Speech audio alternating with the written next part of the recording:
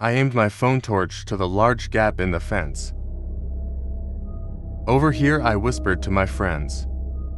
There's a way in.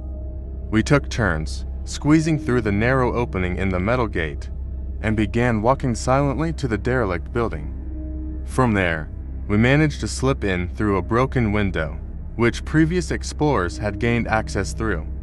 The inside was pitch black with an expected damp, musty fragrance. Engels Field Hospital had been abandoned for over 20 years, and the building had certainly seen better days. The three of us continued down the hallway, with only the lights from our phones illuminating our way. We explored every room we came across, finding lots of satanic and lewd graffiti decorating the shedding walls. Millie didn't like that, but Harry assured her it was just other explorers messing around, and to not be a wimp. Moving quickly and quietly, we found ourselves in a large room, which appeared to be a ward. Some of the beds were overturned, and there was some filthy guns strewn across the floor. I began walking around, stepping over fallen cubicle curtains, when something caught my eye. A brown leathery object, slightly peeking out from under the mattress of one of the beds. I walk over to retrieve it, almost tripping on the curtain as I do so. It was a book. I go to open it, but Harry impatiently hurries onto the next room. I place the book down on the bed and turn away, but I'm instantly drawn back to it, as if an invisible hand is guiding me to it, willing me to take it. I slip the book into my coat pocket, cursing my curiosity. We soon found ourselves in some sort of office. Millie came across a dusty file cabinet filled with patient records.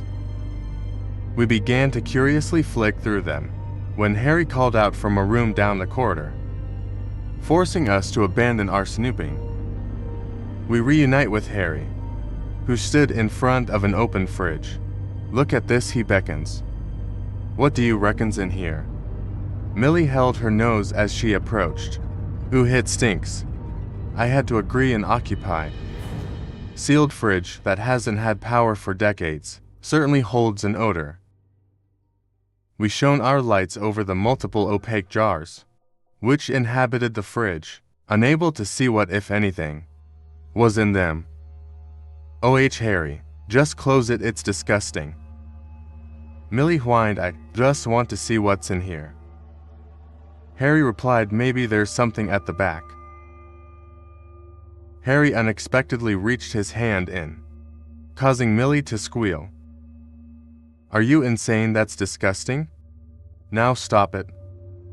She poked Harry sharply in the ribs, causing him to recoil back and send a jar tumbling out of the fridge and onto the floor with a smash. A dark liquid splashed over him.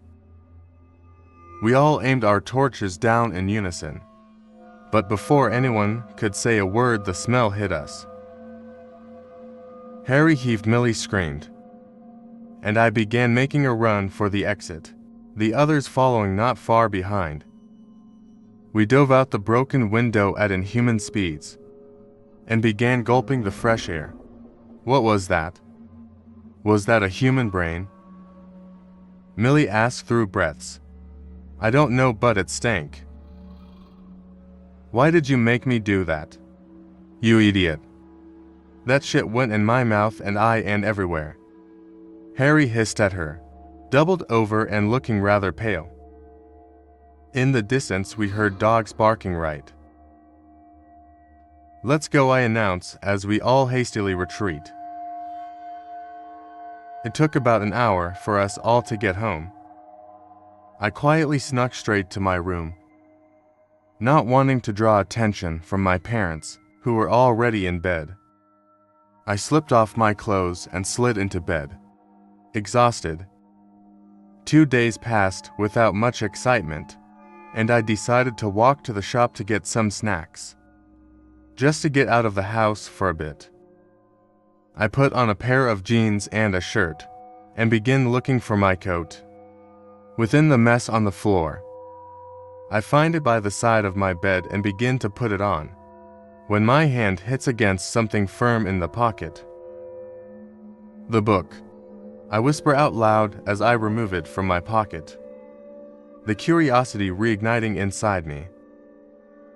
I threw my coat back on the floor, sat at my desk and opened it. It was a handwritten journal with the words, Robert Palmer, 1987, scribbled on the inside cover in black ink. February 17, 1987, day 1 of 5. You'll have to excuse my rushed handwriting. I was informed when signing up for this trial that all outside communications are prohibited, so I'm discreetly jotting down in here to relieve some boredom and savor this so thrilling memory. I've put myself forward for a medical trial. I'm told it involves an injection today, and for days of progress monitoring.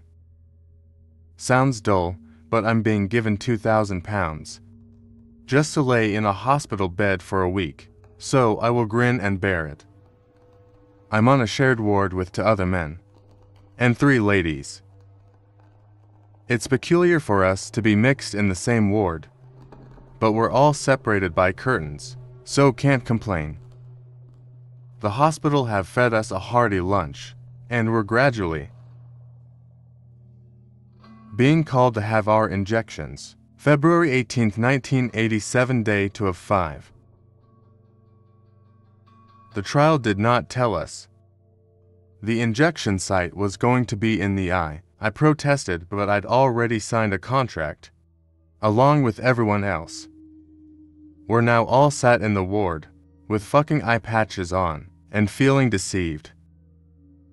But I remind myself of the £2,000, and try to stay positive. I briefly interacted with the other participants in this shitty trial. The woman opposite me is called Linda, and the man next to me is Wendell. I have not yet caught the names of the others. February 19, 1987, day 3 of 5. I was woken at 6 in the morning to the woman in the first bed screaming. I heard nurses running, and moments later, it was silent. With the sounds of a bed being wheeled away, Linda and the woman next to her said they think she was sedated and taken away. Perhaps she had a mental breakdown. I still couldn't. I had to stop writing abruptly. Earlier, as a nurse unexpectedly walked in, the man next to Wendell had pressed his emergency call button and explained to the nurse he felt hot and unwell. The nurse suddenly restrained the man to his bed. Horridly, the man began letting out an abnormal growl, and I heard the bed violently shaking as he was being wheeled away. What the fuck is this? February 20th, 1987, day 4 of 5. My writing will be scribbles. I'm shaking very hard myself. Wendell and Linda are the only ones left on the ward. In the night, the woman next to Linda got out of bed and fled into the corridor to what sounded like primitively attack a nurse. She did not return. A man in a white coat came in to talk to us. He looks disappointed. He told us that the drugs trial has failed, and any negative effects are irreversible. He acted more like a strappy toddler who didn't get his own way. Then a medical professional, Linda, asked what this means for us. The bastard looked at her and shrugged. He told us the 3 other patients did not survive, and 1 nurse has also had to be destroyed due to contamination, but some of their organs will be transported to another facility for further testing. He then apologized and left. The 3 of us have been restrained to our beds. I have very limited movement in my hands. Engelsfield is not a hospital. It's a fucking experiment facility. There is no money, we are just lab rats. Our king will receive news that we passed from a reaction to the medicine, and there can be no lawsuit, as we signed away our rights. I doubt anyone will read this. I regret this. February 21st, 1987, day 5 of 5. We lost Wendell in the early hours of last night. He told me he felt like he was burning, before growling and shaking violently. We were left in the room with him for nearly 20 minutes. Terrified he was going to break free of his restraints and harm us, Wendell managed to pull the curtain between us down. His eyes were fully black, and his mouth was wider than possible, and the demonic sounds he was emitting was haunting. The nurses ignored our pleas. If this is my fate, I'd rather just be put down now than go through that. But we were ignored as if we've been given up on. Now it's getting late now. I'm feeling very hot. I don't know what to do. I closed the diary with wide eyes. Surely this must be a prank. But the book looks her age, that it was hard to convince myself it was a hoax. I opened my laptop and searched up Angels Field Hospital. There were hardly any results, just that it suddenly closed, due to unknown circumstances. I grabbed my phone and called Millie. She answered, and before she could finish her greeting, I told her everything I just read. Millie sounded genuinely concerned, and reminded me of what we'd found in the fridge. She told me to call Harry. I obeyed, briefly hanging up on her to dial Harry's number. No answer. I try again, nothing. I try several more times before calling Millie. Oh, let's just go over to his. Millie insisted I'll meet you on his road in 10. Millie eventually jogged up to Harry's road to meet me. He's probably just still asleep, but you scared me now, Millie scolded me. All this talk of brains and demon zombie shit. We got to Harry's house and knocked on the door. No answer. We knock again, louder. Nothing. Maybe they're out, I suggest, but Millie was already heading around the house, to the back gate. I followed her. All the cars are here, Millie told me, plus, they know us well enough. They never mind when we let ourselves. Millie stopped in her tracks. After turning the corner, I caught up to her and followed her gaze. The glass back door was completely smashed, and a large blood trail led off beyond the garden. I slowly walked closer to the door, Millie still frozen in fear. Just inside the door, I saw the faceless remains of Harry's mother. My jaw dropped and I let out an audible gasp.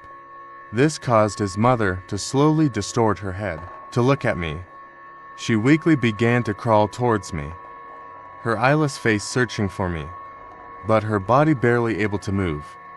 From being heavily stripped of flesh, I ran. I grabbed Millie firmly by the arm and ran. I didn't stop running until we were at mine.